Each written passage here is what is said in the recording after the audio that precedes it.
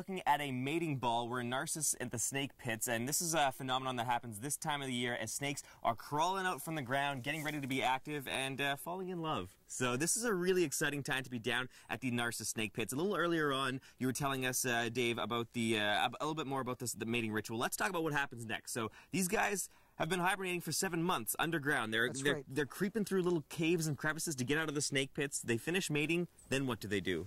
Well, from here they disperse out to the sloughs and marshes that are very common in the Interlake area surrounding these limestone outcrop locations, and that's the other half of their natural history. That's a very important aspect, and the reason why the snakes are able to succeed in this environment and survive in such large numbers is that those areas where they feed on species such as northern leopard frogs and other types of frogs and toads are quite common, and when those wetland areas are in good condition, the forage species that they rely on are quite plentiful, and then you see the population increase. So just like any population, it goes up and down depending on the condition of its environment. But the fact that we just have so much of that type of habitat here means that it can support large numbers of animals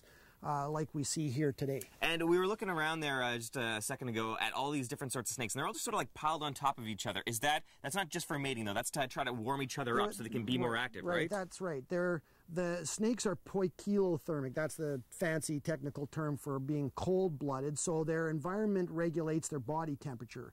So, our nights are still quite cool, and the snakes are going to descend down below the rocks and through the little access holes that are in the sides of the den here to escape the cold temperatures at night. And then in the springtime, in the morning, as the sun gets a little higher in the sky, it starts to warm up the slopes of the den, and the snakes themselves become warmer and they become more active, and clearly they kind of feed on each other as far as gaining the warmth they need to get up to their normal operating temperature. And this is something that we just won't find anywhere else in the world, and we're so lucky. It's just an hour and a half away from Winnipeg, so we can come down, check out the pits, and as I understand it, that we can, if we have you guys around, we can get a one-on-one handling thing. That's right, yeah. We have interpretive staff here that can teach you how to properly, respectfully handle a snake so that you can actually, have the opportunity to handle a wild creature, if that's the sort of thing that you're